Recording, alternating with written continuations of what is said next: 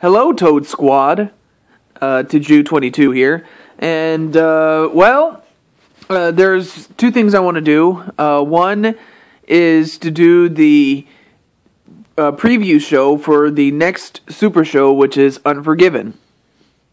But before I do that, I'm going to make a quick update as far as yours truly is concerned.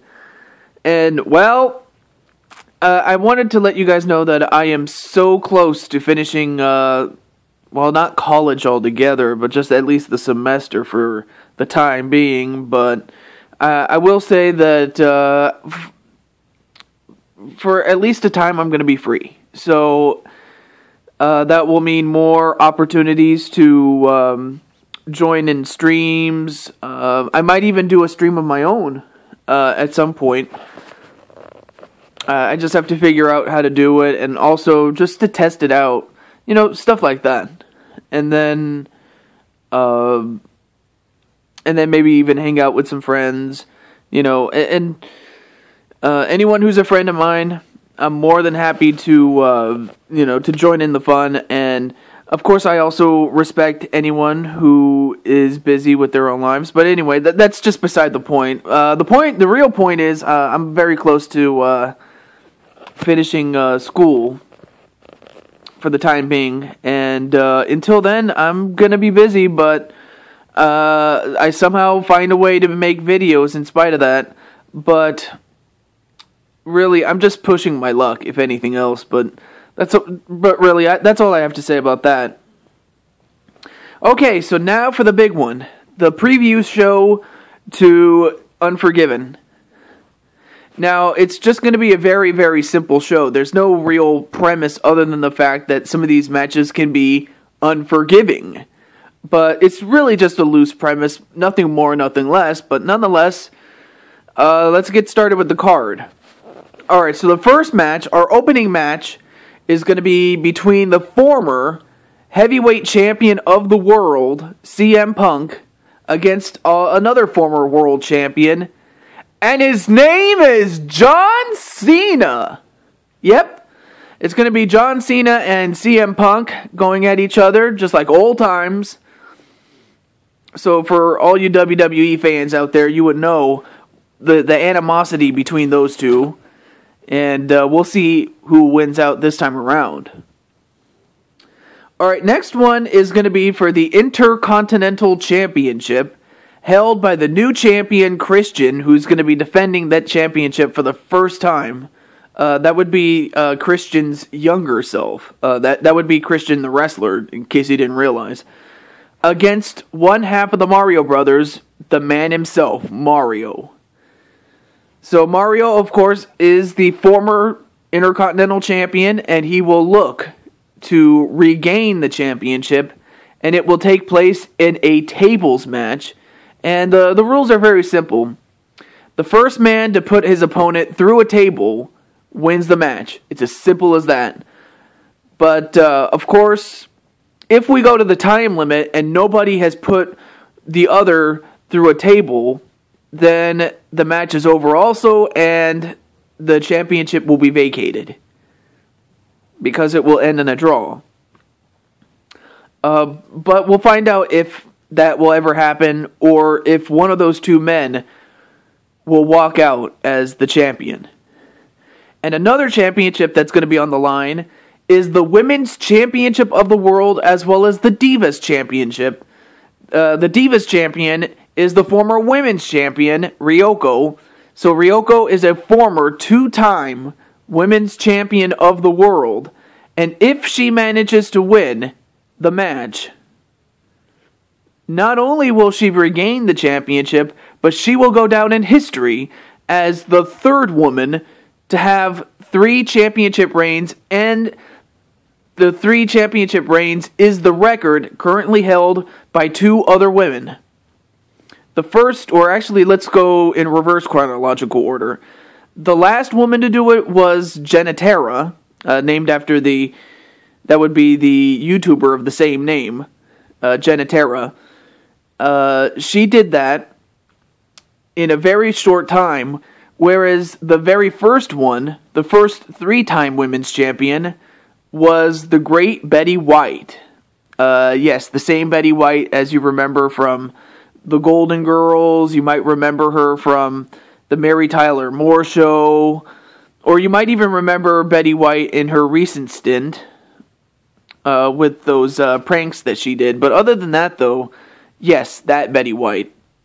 And just for any clarification, this is a video game wrestling company. This is not real. But just so you know, I just want you guys to realize that.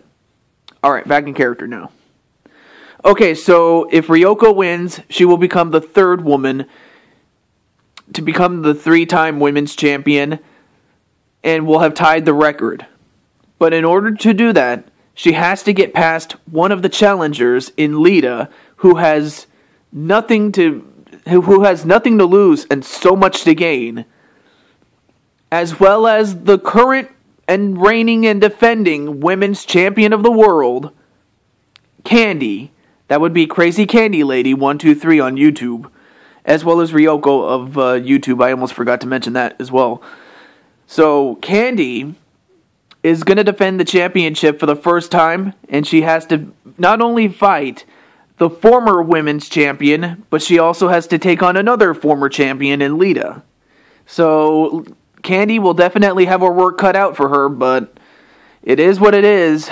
And also, I almost forgot to mention, the winner goes away with the women's championship of the world, but the runner-up, or rather in this case, the one who loses the match but does not get pinned or forced to submit, becomes the Divas champion, and the one who loses the match and gets pinned or is forced to submit gets nothing. I almost forgot to mention that little caveat. And then up next is the World Tag Team Championship Elimination Chamber match. That's a mouthful to say. And it will feature... we'll go with the challengers first. From the Authority, you have Kane and the Big Show, two of the biggest men and perhaps the heavy favorites, figuratively and literally. But they will also go up against the Alliance. That would be, in this case, the team of Matthew Cole, the leader of the Alliance, and his teammate, Jay Virtus, the newest member. And they will go up against the champions from the industry, Zekrom and Jakoi. So you have 6 men in total. You have 3 teams of 2. Now, of course, with a match this dangerous, you would think, is a World Tag Team Championship really worth it in a match like this? Under normal circumstances, not really. However, the championship committee and myself have come up with an idea, as well as the board of directors, can't forget about them. We all came up with an idea that whoever the ultimate winner is, not only will win the match and the tag team championships for him and his teammate, but the ultimate winner, whoever wins, only one man can win an Elimination Chamber match. I almost forgot to mention that. But whoever wins, not only wins the match, not only wins the tag team championships for him and his teammate, but will get a world championship match against whoever the world champion is at the next Super Show. I mean, the possibilities, there's 1 out of 6 possibilities. I mean, you have the Big Show and Kane. I mean, those are 2 former champions. They've been to the top, as has Matthew Cole. He's a 2-time champion. And then you have 3 guys, and then the other 3 guys are guys that have never been given a chance and would like to have the chance, such as Jay Virtus, Jakoi, and Zekrom. But we'll find out which one of those 6 men is going to get that shot, as well as which team walks away with the gold. The tag team championships, that is. And then 5th is a pure grudge match. Now, if you thought John Cena and CM Punk was something, it does not even come close to how personal this particular match is, because it is between King Wade Bad News Barrett, whatever you want to call him, but Barrett going up against the Frog, LP Grotus. Now, these two have had some problems ever since Wade Bad News Barrett attacked LP Grotus from blindsided him for no apparent reason, and it ultimately costed him the light heavyweight championship in his match against Heath Slater. I mean, he attacked him before the match, and that's what allowed Slater to win the championship at the time. And since then, they've been at each other. So you have the Frog, who wants to get revenge, and you have Wade Barrett, who just wants to make the Frog's life a living hell. Well, so far, LP Grotus won the first match. Wade Barrett, with his back against the wall, won the second match.